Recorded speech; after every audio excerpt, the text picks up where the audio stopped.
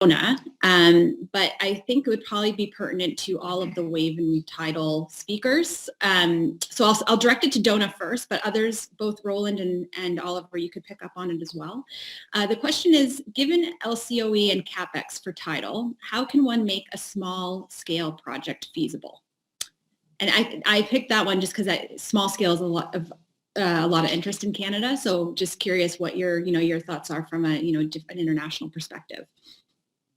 Yeah, I mean, this has been an age-old debate within the sector, large versus small, and I don't want to rehash it. I think the way we're going to find an answer to that is by giving developers an opportunity to develop them and to get the project finance and to deploy them in real-life situation and to convince the investors and the OEMs and the takeoff utilities how it's going to work. I think the future of the energy system, we think of it in terms of these massive scale utility projects because that's what we've had so far.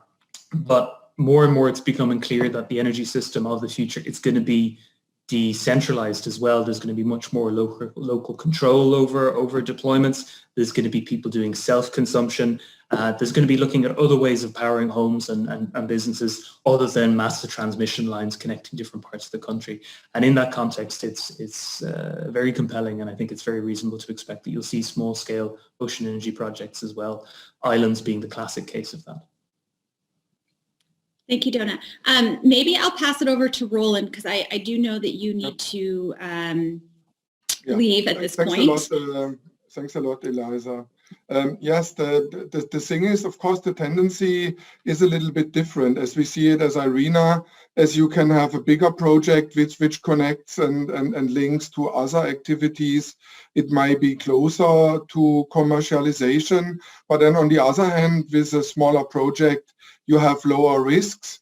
And I would say, for example, with wave stream projects and all kind of technologies where you don't need a lot of infrastructure around the project, also with lower subsidies, it may be possible to have those projects. But the tendency we see is related to bigger projects, coupling it with onshore renewables and also with sweetwater production and fisheries and other activities. But yeah, I also don't want to steal the optimism. If there is certain innovative thinking, I think there are possibilities to do smaller projects without support.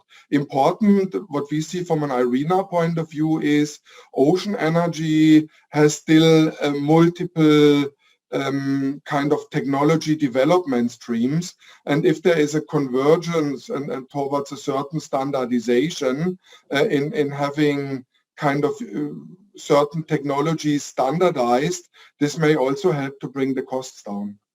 Thanks a lot. Yes, thank you very much for that reply, Roland. It's definitely helpful in thinking about this. I just want to give you the opportunity now, if you do need to depart, because I know that you have something scheduled, I think, after this, Roland. That's fine. And I just wanted to thank you also for your participation in this, and we'll see you tomorrow as well.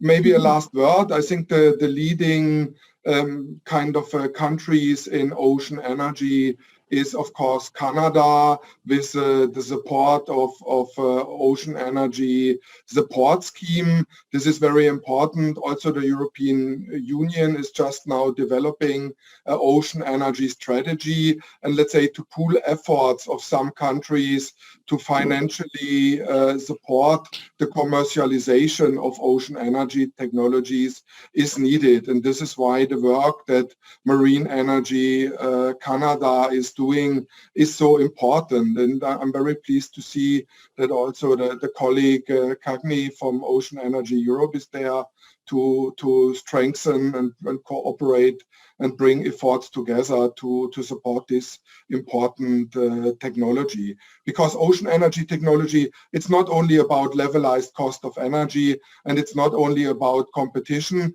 Ocean energy has a lot to offer, from sector coupling to stabilizing and providing baseload to ocean to onshore renewables. And let's say with this and without ocean energy, the energy sector transformation will not be happening successful.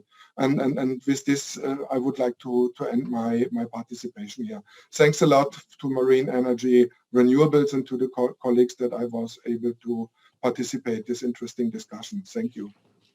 Thank you very much, Roland, for joining us. And we look forward to having you tomorrow morning as well. And it's just very helpful to have Irina participating in these initiatives. So I'm going to throw out one more question focused on supply chain. And I think I'll start with Brandon, and then I probably Oliver and Donna, you may have a few things to say about it as well. But essentially, the question I have is, I know, Brandon, that the Business Network is involved in different programs and leading initiatives to support supply chain development, but also just capacity building. I'm just wondering if you could just identify, one or two initiatives that have really helped to ramp up local suppliers for offshore wind. And I think probably the same with Wave and Tidal. There have been experiences in that too. And so not necessarily something from Business Network, but just, kind of a best practice or a program that you think has worked, very well at this point. Listen, I might be biased. Like I said, I'm from New Jersey here, but I also worked at the Board of Public Utilities, and I worked on the strategic plan for New Jersey. All I can tell you is I, on a regular basis, am, working with overseas colleagues with more expertise, in terms of actual deployment of the offshore wind supply chain. In my view, making these clear port investments that provides sites at which these massive components can be manufactured is a key step. This is very, I have driven in the interstates here in the US, and you see onshore turbine blades, and they are truly massive. So you're, to a certain extent, you're constrained by the ability to ship these products. So the fact of the matter is, most of the developers here in the US have their own supplier days, or before COVID, they were having them in person where they would bring people in and they're doing their own outreach. We have been collating information through that supply chain registry that I mentioned before, but I really think that all of that sort of remains theoretical until you have a site that can drive the localization of that manufacturing. Like I said, New Jersey has done it through sort of a black hole example, and what I mean by that is one large facility that's going to be sort of the seed for a cluster of ports. New York has decided to sort of spread the wealth. And those are both really great approaches, but those programs have required public investment. And so, what I come back to is, if you build it, they will come. That is what we're seeing here. We expect to see large job opportunities there. New Jersey estimates about 1,500 full-time jobs by the time that facility has reached full build-out. But you need to have somewhere to manufacture those facilities, to site those manufacturing facilities for those components. Thanks very much for that, Brandon. Donna or Oliver, anything you want to add to that from the, a Wave and Tidal perspective? Yeah, I suppose I'll come in off the back of what Brandon was saying there, and very much echo those points. It's if they build it, they will come, sort of thing. And it's a really difficult kind of thing to get your head around sometimes, because often what you're looking to is you're looking for local or national governments to make those sorts of investments, and to have that confidence and that faith that someone do. And that can be challenging. I think a key example of build it and they will come was if you look at the European Marine Energy Centre up in Orkney, started building in 2003. And there's been, I think, over 30 different technologies installed and tested there. Supply chain is built up around that. There's some excellent marine contractors in the area. You've got companies now that have developed out of Orkney and across Scotland, which are supplying into wave and tidal energy projects around the world. And that's, I suppose, kind of testimony to kind of how nascent and early stage this industry is. And also, the critical point that you've got a lot of transferable skills across these sectors. I mean, one of the slides I didn't show up was looking at the orbital supply chain for the O2. That really is kind of a length and breadth of the country. It goes all the way from Orkney down to Gosport in the south of England, all the way from Anglesey in Wales on the west, all the way to Scunthorpe over on the east coast of the UK. So there are opportunities in areas where you've got oil and gas supply chain, or you've got light engineering or heavy engineering. As you see across kind of Nova Scotia, for example, there are supply chain opportunities to be had there. And one of the important things that we did specifically with the O2, when we looked at how we tendered that project and the work packages that we did, we actually did quite a bit of engagement with the supply chain ahead of actually issuing the tenders. The main thing for that is there's no point for us as when you look at offshore wind, to some extent, you've got a fairly standardized package of work there, although it's big engineering, and as Brandon was saying, the size of the blades is huge. You can be fairly specific about that, and people they can look at other wind turbines and other projects, and in the US they can look at what's happening and go, okay, right, I get the kind of scale and what this is looking like. And people have invested in that because the technology has been proven. We're still in the stage, to some extent, of proving the technology here. I mean, I think we've got a long way. The guys, Nova Innovation, Atlantis, SME, have got a long way to moving that forward.